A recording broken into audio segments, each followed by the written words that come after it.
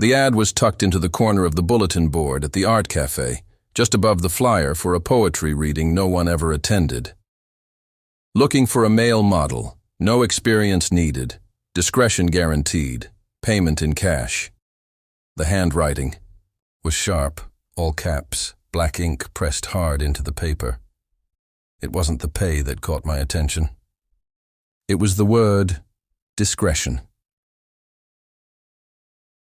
I showed up 2 days later, just after noon, walking up 3 flights of old wooden stairs to a studio that smelled like turpentine and lavender. The door was half open.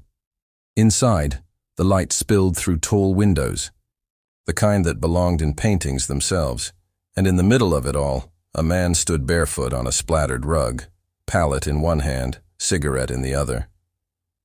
"You're early," he said without turning. "You said 2, I replied. "It's 1:48, I like early." He turned then, studied me the way a person might study a wine label before a pour, more interested in the story than the flavor. "I'm Elias." "Mark." He nodded, motioned toward the stool by the window. "Shirt off.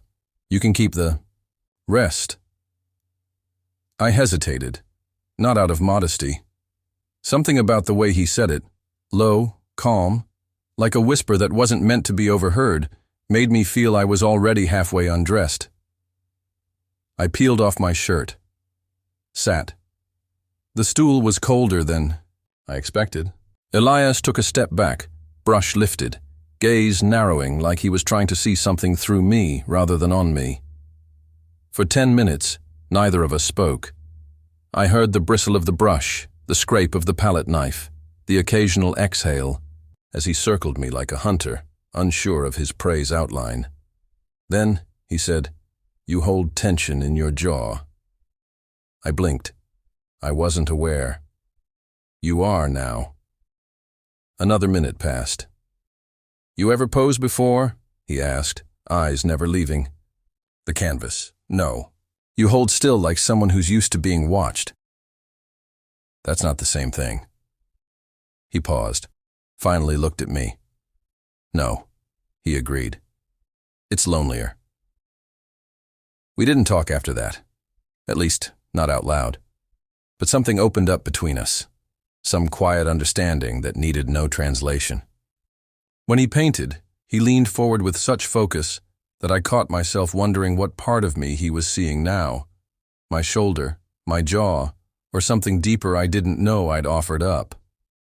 When the session ended, I stood and reached for my shirt.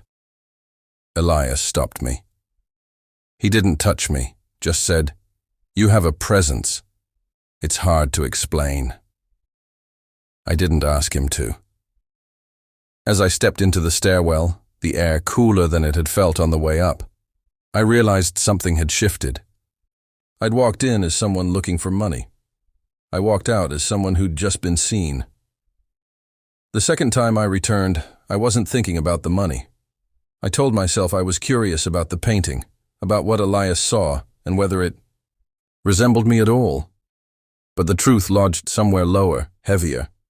I wanted to feel that gaze again, the one that sifted through the noise and found something raw beneath the surface. Elias greeted me with a nod, already mixing colors on his palette. He didn't ask how I was or what brought me back. He simply motioned to the stool, and I took my place like I'd never left it. This time, the silence between us felt different, less cautious. I watched him work, his movements fluid, his brow furrowed like he was in conversation with the canvas. I noticed how his lips parted slightly when he concentrated, how he stood too close sometimes, but never brushed against me. It was all intentional, everything about him was deliberate. Between strokes, he said, "You don't flinch when I stare. Most people do." "You're not just staring," I replied. "You're searching." He smiled faintly. "That's more honest than most critiques." There were no long stories exchanged, no confessions, just fragments. I learned he lived alone, that he'd studied in Florence but left after a fire destroyed half his early work. He said it like it was a line from someone else's biography, not his own. When I asked how it happened, he just shrugged. Some things burn, others remain. By the third session, I brought coffee for both of us. By the fourth, I stayed after, sitting beside him while he cleaned brushes and wiped down his easel. His hands were always stained, blue, ochre, crimson, and he never seemed to notice. Once, he offered me a brush. "Try something," he said. "Anything." I laughed, self-conscious. "I don't paint." "You don't have to. Just feel the weight of it." I did. The brush was heavier than it looked. Elias stood behind me, guiding my hand across a blank sheet of paper. "There's no right stroke," he said. "Only truth." We ended up smudging half the page in laughter. Somehow, crimson ended up on my cheek. He reached to wipe it off but paused, fingers hovering near my skin like he wasn't sure if touch would break the spell. I held still. The moment stretched, breath catching between us. But he stepped back. "You deserve someone who can love out loud," he murmured, almost to himself. I didn't respond. I wasn't sure I understood, and I didn't want to chase it away by asking. That night, walking home with red still dried, beneath my fingernails, I realized I'd begun measuring my days by how far I was from the next session. Elias hadn't made a move, hadn't said the words, but something lived between us now, fragile and growing. I didn't know then that he was already hiding something behind his brush. I arrived early, earlier than I'd ever dared before, hoping to catch Elias in one of his quiet moments, perhaps humming over a canvas or lost in thought beside the window. The stairs creaked under my weight, the familiar scent of linseed oil and old wood growing stronger as I climbed. But before I reached the top, I heard laughter, sharp, relaxed, unmistakably intimate. I paused just outside the door, heart kicking once, twice. Then I pushed it open. He didn't notice me at first. His back was turned, brush in hand, as he painted a shirtless man reclining in the light where I usually sat.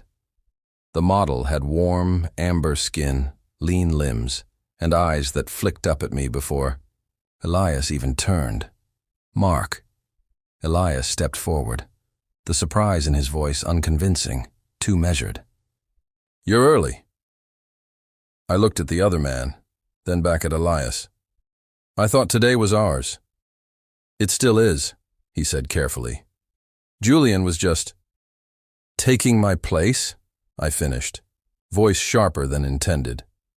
Julian smiled, faintly, like he'd heard it all before. He stretched, clearly comfortable, clearly not new here. The casual intimacy between them filled the room like fog. I didn't belong in it. I left before Elias could finish his next sentence. That evening, I sat on my bed, staring at the smudge of crimson paint still clinging to the hem of my shirt. It felt ridiculous now, like the residue of a fantasy. When the knock came at my door, I almost didn't open it, but I did. Elias stood there, eyes tired, hands empty. "I should have told you," he began. "Julian and we've known each other a long time. It's complicated." "You think that makes it better?" I asked. "I thought we had something." He stepped into the room, voice low. "We did. We do. But I didn't promise you anything, Mark. I never said this was more than what it was." "That's exactly the problem," I snapped. "You never said anything." The silence stretched.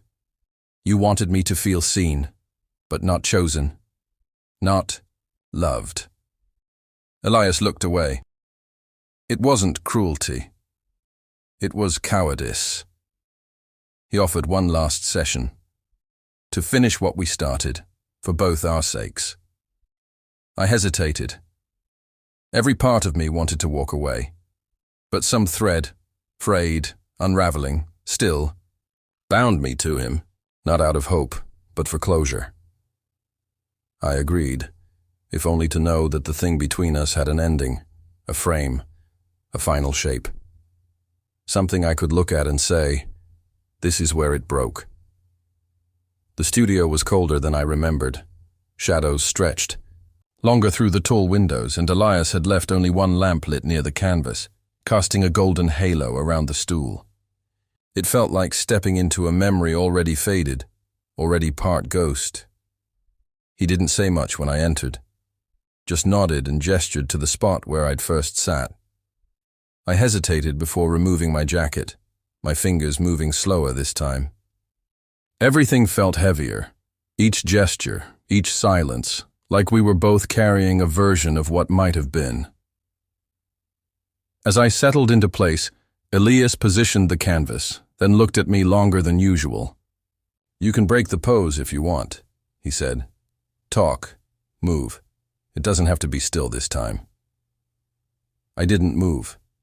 "No, let's finish it the way we began." He nodded and lifted his brush. The rhythm of painting filled the room again, quiet, steady, full of unspoken things. I watched him from the corner of my eye, his focus unbroken, though his hand trembled slightly when he switched colors. There was no Julian now, no ambiguity, just the space between us, charged with everything we never said aloud. Minutes passed, maybe hours. I lost track. When he finally stepped back, he looked at me, not the canvas, for a long time. "I don't know how to make it right," he said. "You don't have to," I replied. "It just has to end honestly." He hesitated, then turned the painting around. I expected to see myself, my body, my posture, the version of me he'd spent hours studying. But what he'd painted was different, looser, more vulnerable. It wasn't about anatomy anymore. It was about presence, feeling, emotion bleeding through shape. The eyes looked tired, but searching. The lips parted slightly, as if caught between silence and confession. "I painted the way you looked at me," Elias said softly. "Not the way I saw you." My throat tightened. For a moment, I wanted to reach out, to press my palm to his chest and ask him why he let the closeness mean so much and say so little. But I didn't. Because I already knew. Some people love through distance, others through longing, and some, like Elias, only through art. I stood, pulled my shirt back over my shoulders. "Thank you," I said. He didn't try to stop me. As I left the studio for the last time, I didn't cry, I didn't ache, I felt still, like a canvas finally dry. Something had ended, yes, but something had also been captured, preserved. Later, I'd see his work in a small gallery downtown, my portrait, nameless and untitled, hanging in a quiet corner. People would pause, linger. I'd stand among them sometimes, unrecognized, and I'd smile. Not because he loved me, but because, for a brief moment, I had been seen completely. And that, sometimes, is more lasting than love.